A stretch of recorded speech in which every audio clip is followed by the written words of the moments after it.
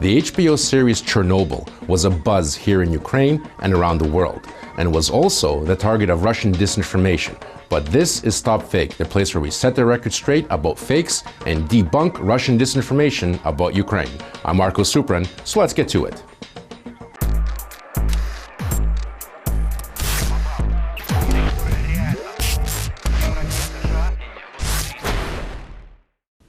Our colleagues at EU versus Disinfo decided to take a closer look at the reaction to the HBO series Chernobyl, a 5-part miniseries created by Craig Mazin and produced by HBO and Sky UK. It's been critically acclaimed and praised for its authenticity and compelling storytelling. But Russian media, well, they were of a different opinion. They ripped into the series, accusing it of inconsistencies, that it was an anti-Russian sentiment based on a conspiracy, part of American propaganda, and much more. They even took the opportunity to scare the internet with reports that Ukraine has a failed energy program. The series is a story about the nuclear accident that happened in Chernobyl in 1986 in Soviet Ukraine. The result was that the reactor blew up, causing an evacuation of an entire city named Pripyat. It also resulted in 31 immediate deaths and led to countless numbers of people and animals suffering from acute radiation sickness. The TV series covers the catastrophe and the investigation into its causes. It also reveals the laziness of the Soviet administration before the accident and its attempts to cover it up. Reactions to the show ran the gamut from enthusiastic support to criticism for showing the former USSR in a bad light. When pro-Kremlin media target something that doesn't fit with the Russian world, they use two trusted tools in their arsenal: discrediting the source and fear-mongering. Now, there's a lot that can be said about how realistic a plot is, or that some scenes were not authentic. But that's petty nitpicking, and some of the Russian media did just that, focusing on really specific details, trying to prove as many inconsistencies as possible, essentially trying to drag the discussion into one about set design. But the truth is that the series was filmed in Lithuania and some of it even in Ukraine. Both countries were occupied by the USSR, and over 7 years of monolithic Soviet centralized planning resulted in an architectural homogeneity, and at times makes it difficult to discern one city from another. But this kind of argument is a canard because a lot of television productions aren't filmed in the city the story is based in. Just take The X-Files. The stories were based around FBI headquarters in Washington, D.C., but the production was based in Vancouver, British Columbia, for part of the show's history at least.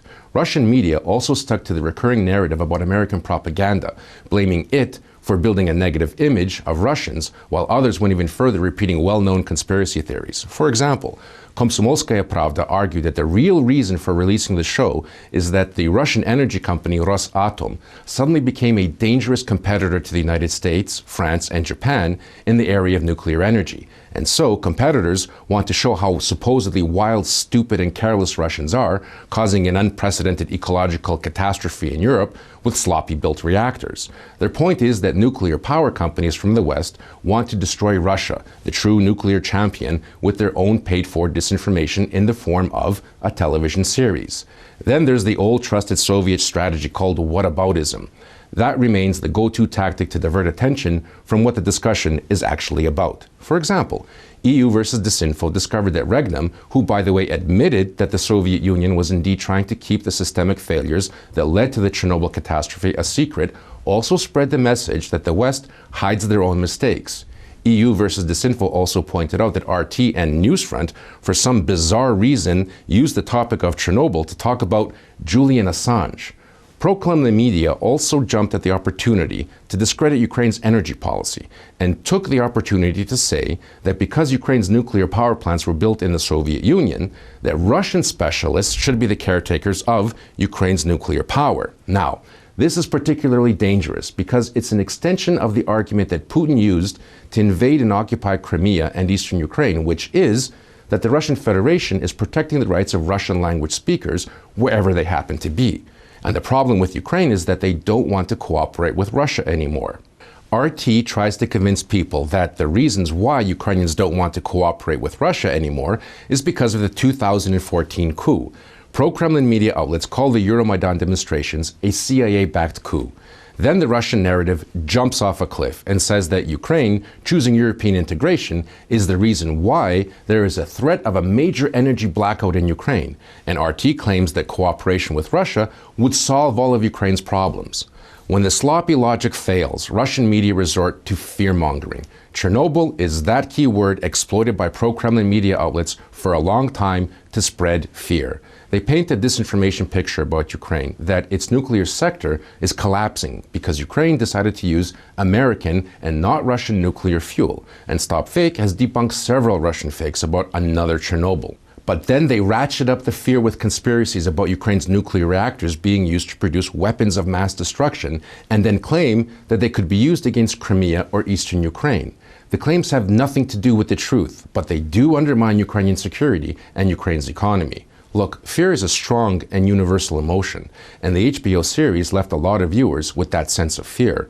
Nuclear technology is complicated and mostly safe, but the fear factor of an Armageddon convinces people that it's too risky.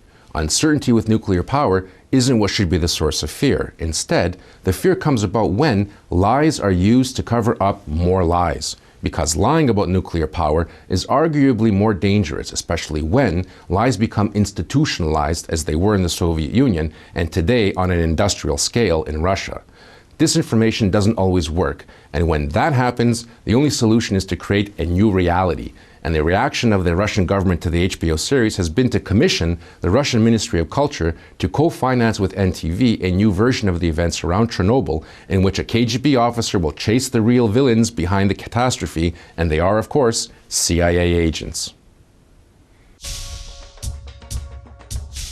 That's it for this week. You can find much more dissected disinformation on the StopFake website. Be vigilant, look out for fakes, and if you spot any disinformation about Ukraine, forward it to us for a truth autopsy. I'm Marko Suprun, and this is StopFake. Thanks for watching.